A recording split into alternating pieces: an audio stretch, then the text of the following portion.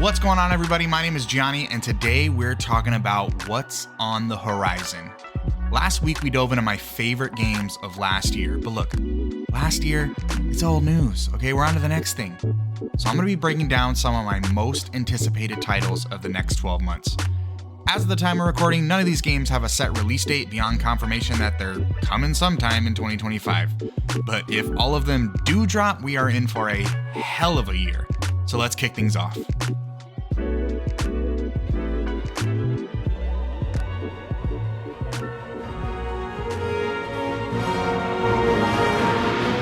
After more than 10 years, Fable is set to return this year with what looks to be a soft reboot of the series under new developer Playground Games. It's still unclear whether this game will continue the story of the original trilogy's World of Albion, or if this is a full-blown reset for the franchise, but regardless, I am beyond hyped for any excuse to jump back into this setting. I've been a fan of the Fable series since the original game on Xbox, and it was really my first introduction to the morality mechanic that made franchises like Mass Effect and Fallout so popular. I know the Fable trilogy as a whole has had as many valleys as it's had peaks, but I've always been fascinated by the more cartoony fantasy setting mixed with that goofy British humor and branching storylines. It was really the first series of games that I played that made me feel like I had agency over my character, even if it was sometimes more of an illusion just to move the plot along. Now with the Fable reboot taking advantage of the latest tech after over a decade on ice, I'm excited to see what jumps in gameplay systems we see beyond just the graphics. While we don't have a date yet, Microsoft has confirmed that it's coming sometime this year, and on January 23rd, Xbox has a scheduled developer direct for upcoming announcements. So I'm crossing my fingers we finally get a solid date to look forward to.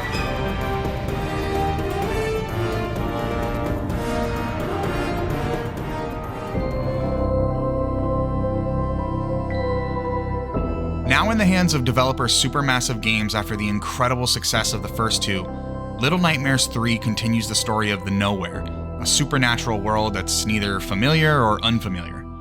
I'm a little biased because I just completed the original games over the Christmas holiday, more on that in my last video, but the game's haunting environments and mind-blowing twists left me fiending for a trip back to this world. This time around, we're getting a fully co-op capable campaign, so you can experience all the anxiety of its intense boss escapes with your friends.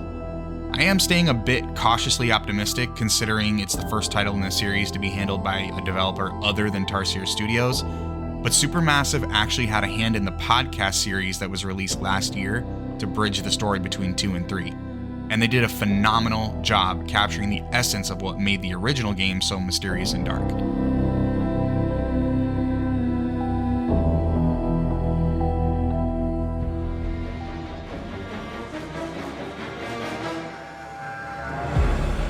FromSoft proves time and time again that whatever you think they're going to do next, they're going to take your expectations and flip them upside down. Elden Ring Nightreign is the first official sequel in the Elden Ring franchise and the first FromSoft game with a dedicated co-op mode. While previous titles from the developer have had somewhat bare-bones multiplayer functions such as summoning during boss battles or instance PvP encounters, this is the first time that I can recall the feature being the actual selling point of the game. Set in what looks like a parallel version of Elden Ring's Limgrave map, you'll get to team up with 2 friends to take on randomly generated strings of enemies and boss encounters. It also looks like it has some type of battle royale feature with a constantly shrinking safe zone for players to fight in, as well as a handful of preset characters with different perks and movesets. It's a fresh take on the blank slate that the original game offers while introducing new mechanics to keep the game interesting.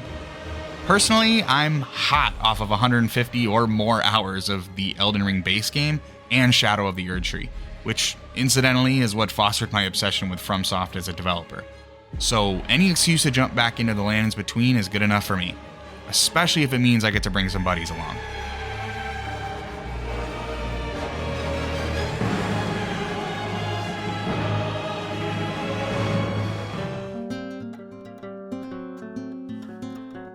Originally announced at the Summer Xbox Game Showcase in 2023, South of Midnight is developed by Compulsion Games, the studio behind We Happy Few. The first time I saw footage of this game, I was immediately enamored with the art style and southern flair that you just don't see often at all. Characters even have a certain stop-motion look to them, reminiscent of a Tim Burton film or the latest Spider-Verse movies, and everything feels inherently musical in nature. It all just feels and looks super unique and unlike anything out right now. Compulsion hasn't revealed much gameplay beyond this swamp area with the main protagonist, some supporting characters, and a couple enemies, so I'm really curious to see how the other environments look and other combat encounters play out. But so far I've been sold on checking this one out based purely on the style that's presented in the few trailers we've seen. It really feels like a win for original IPs that Xbox could definitely use right now.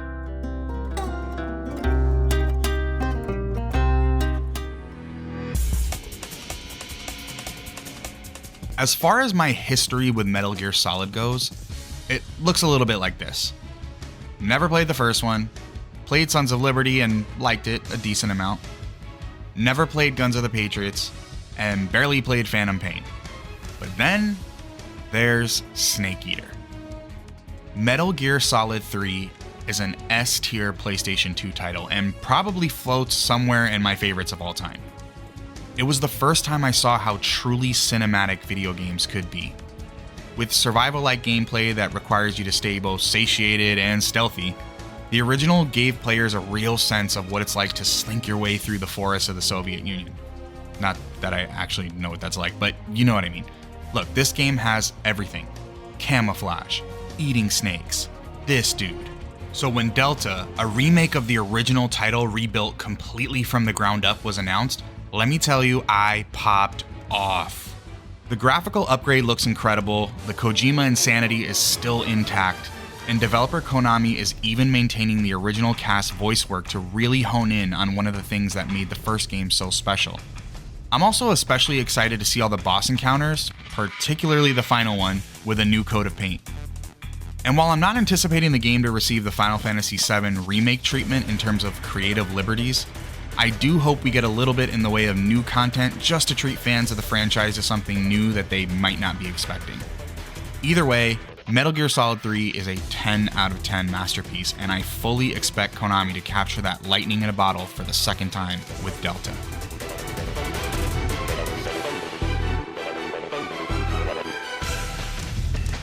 So there it is, some of my most anticipated titles for this year.